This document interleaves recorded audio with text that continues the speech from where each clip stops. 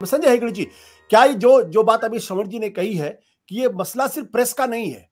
अभी पिछले दिनों जिस तरीके से सुप्रीम कोर्ट पे बहुत तीखे हमले किए गए और आज ही कानून मंत्री का बयान छपा हुआ कि मुख्यमंत्रियों के पास ये अधिकार होना चाहिए कि वो हाई कोर्ट में कौन जज नियुक्त होगा, कौन जज नियुक्त नहीं होगा, इसमें उनकी से होनी चाहिए।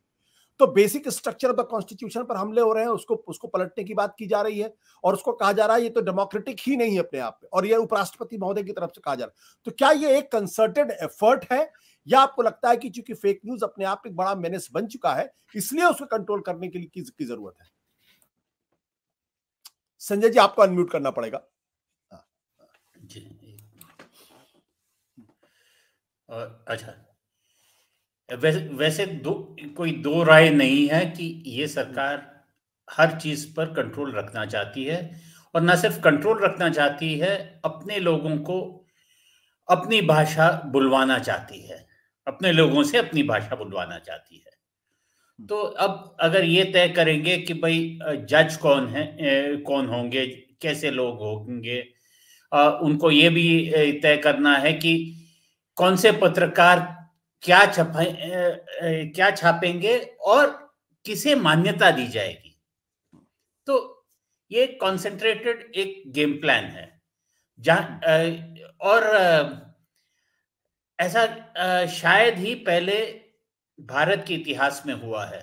और जहां तक मेरी जहन में एक ही ऐसा उदाहरण आता है, वो जॉर्ज ऑरवेल की 1984 में, जहां मिनिस्ट्री ऑफ ट्रूथ होती है, तो सच्चाई की मिनिस्ट्री, जो हमेशा झूठ बोलती है और पर वो साबित करती है कि जो वहां का जो नेता था वो जो भी कहता था वो सही था।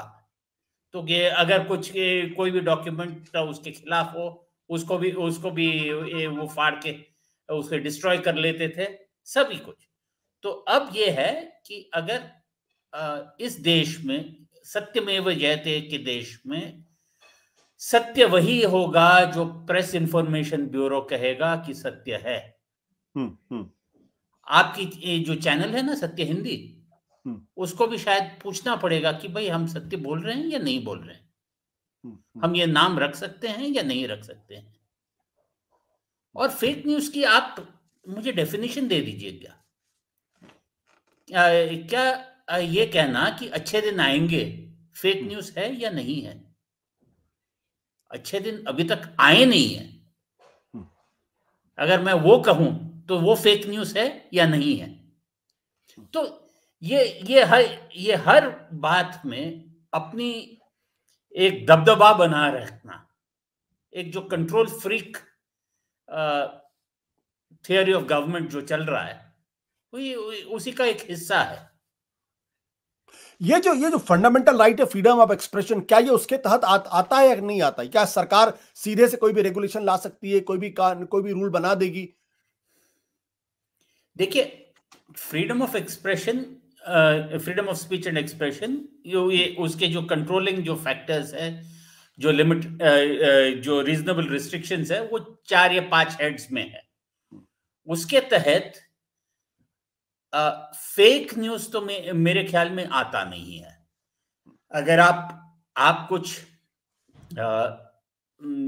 असत्य को चापेंगे तो जो अफेक्टेड पार्टी है वो मानहानि का मुकदमा कर सकती है, या उस न्यूज के कारण अगर कुछ इंसाइटमेंट हो जाता है तो शायद क्रिमिनल केस बन जाता है। पर सिर्फ न्यूज जो खोज के बाद आप छापते हैं, अगर वो सही नहीं निकला तो उसे फेक ठहरा के बिल्कुल ध्वस्त करना, वो मेरे ख्याल में वो तो फ्रीडम ऑफ स्पीच में आता है। क्योंकि ये भी हम मान के चलते हैं ना कि he who says nothing stupid will never say something profound।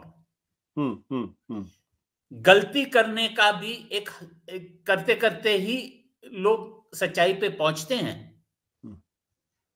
ऐसा नहीं है कि कोई जर्नलिस्ट डिलिबरेटली अपना जो कॉपी होता है उसे सिर्फ फेक न्यूज से ही भरेगा। संजय जी, क्या वाकई में नए कानून की जरूरत भी है क्या? क्या जो मौजूदा कानून व्यवस्था है, क्या उसमें फेक न्यूज को डील करने की व्यवस्था है या नहीं है? तो अगर सरकार कह रही है नया रेगुलेशन लाने की जरूरत है, इसका मतलब सरकार को लगता है कि जो मौजूदा कानून व्यवस्था है उसमें फेक न्यूज को डील नहीं कर सकते हैं। क्या आपको लगता है कानून की नजर से?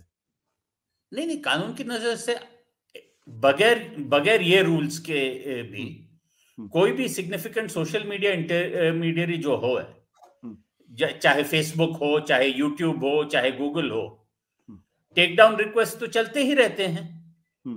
आज भी चलते हैं कि फलाना फलाना वीडियो को आप निकाल लीजिएगा, फलाना फलाना स्टेटमेंट को निकाल लीजिएगा। वो तो अधिकार सरकार के पास है ही। अब ये कहना कि सिर्फ प्रेस इंफॉर्मेशन ब्यूरो जो तय कर सकती है कि ये फेक न्यूज है और इसे हटाना देना चाहिए, वो मेरे ख्याल में वो एक मिनिस्ट्री ऑफ ट्रूथ बनाने की बात है। सत्य हिंदी का ऐप डाउनलोड करें गूगल प्ले स्टोर पर।